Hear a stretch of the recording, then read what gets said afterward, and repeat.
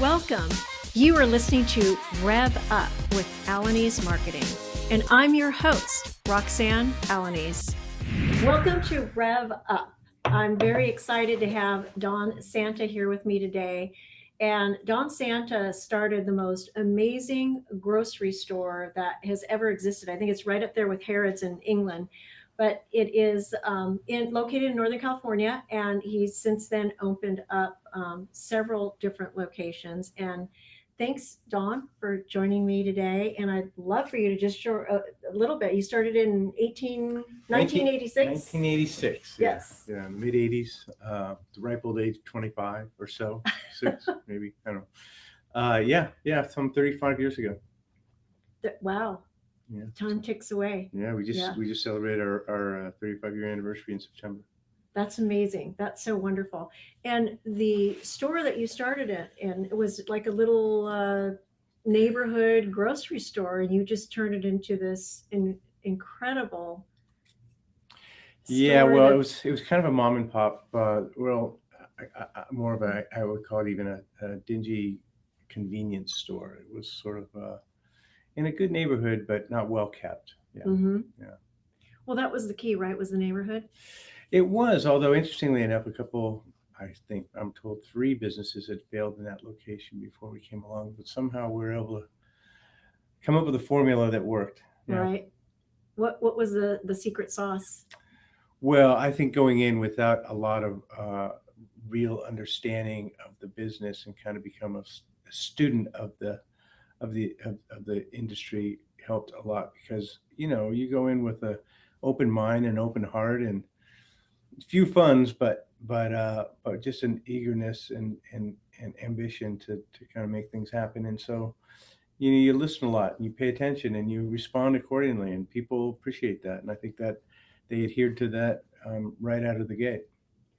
Do you think that location neighborhood, they were sort of hungry for that customer service, that because you started just bringing in things you would not find at a convenience store.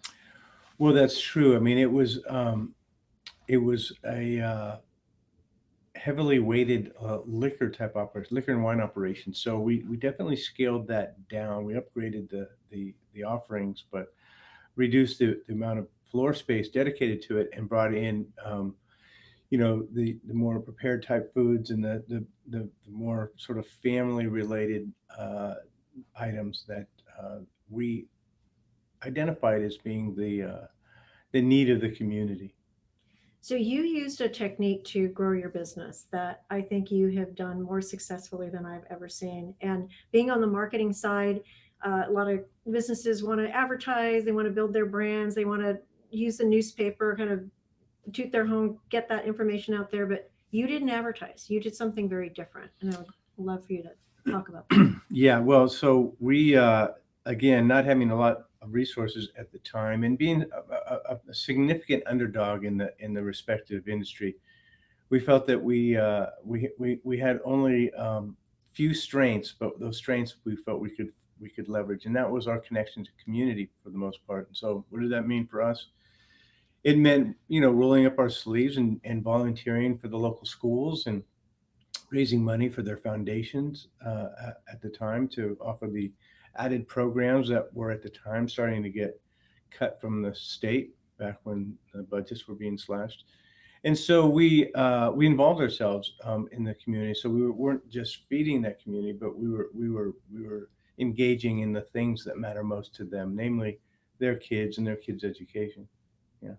So you were way ahead of your time because there's tons of programs now, and you see a lot of companies wanting to associate themselves with a cause, and I see a lot of it done not maybe sincerely or not done well. What was some of the key components that you applied that made it successful? Well, instead of doing conventional advertising, which everybody did back then, they dedicate 1 or 2% of their gross sales to advertising to generate business, and oftentimes have to give away product to honor those advertising commitments. And so it was really kind of a trickery. I kind of felt didn't seem sincere or genuine in its intention or its efforts. It was just all about growing sales, and we took it a different approach. We took that same 1 or 2%, and we reinvested in back into the community, namely again through the schools, and that did something I think far more authentic and effective, and that was to really put our money where our mouth was related to those things that matter most for the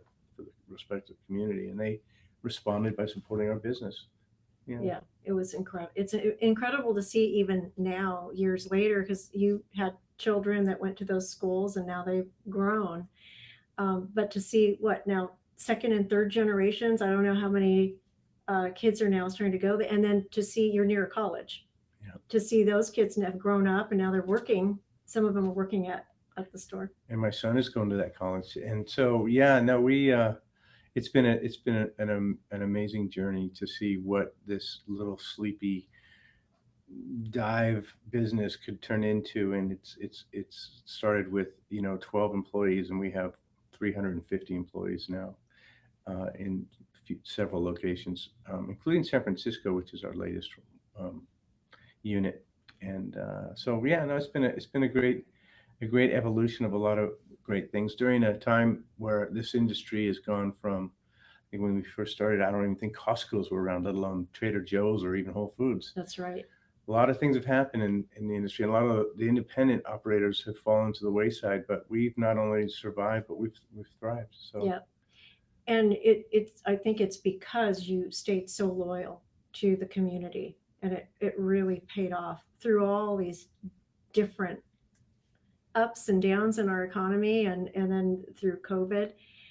What would be your maybe the how would you distill, say, two or three tips if there was a company starting now wanting to try this approach that you did? Is there some um, steps they could take, or maybe a formula that you sort of created out of this? well, I would start and I think this applies more now than ever, but it's something that I recognized early on, and that is to be as as as as authentic and as compassionate, even sensitive to your employees as you can be, because they are the backbone of your business. You have no business without them.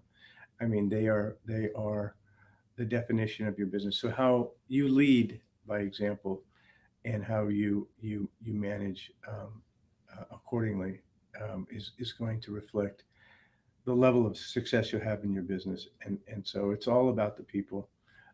They are your messengers. They are the backbone. Yeah.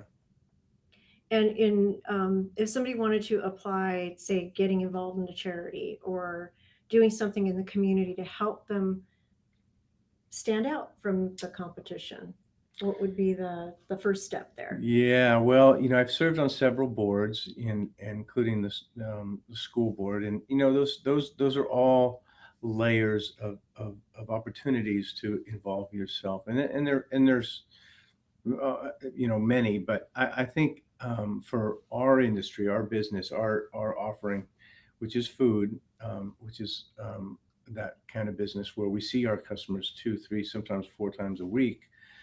Um, it's a recurring business, so the more we can be present in the community and contribute, the more it feeds into the overall energy and identity that will uh, define us. Yeah. So maybe for a business who wants to get started, talk to their customers, find out what matters to them, Mm-hmm. and then see about getting involved Yeah. in that type of an organization Exactly. and be authentic about it. Yeah. Yeah. I mean, it's gotta be right, and it's gotta be real. I mean, we've done everything from going and dedicating time with our employees to go to build gardens at the local school so that the kids can understand where it comes from and how Oh, organic that's great. growing happens and what it means.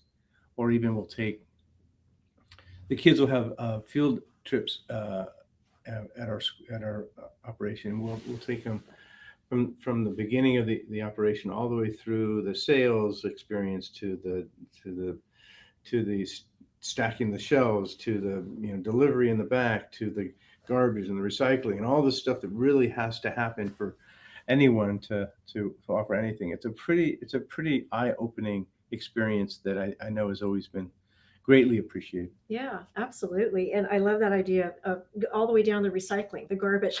Yeah, Because it's an ecosystem in itself. exactly.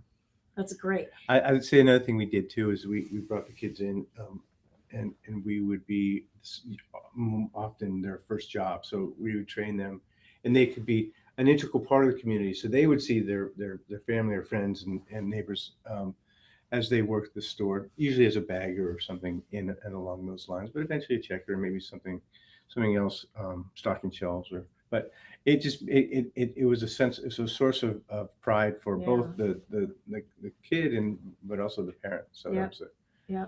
kind of an important piece too. That's awesome. You've been listening to Rev Up. I'm your host, Roxanne Alanis. To listen to other episodes and learn more about our guests and to rev up your revenue, visit revuppodcast.com.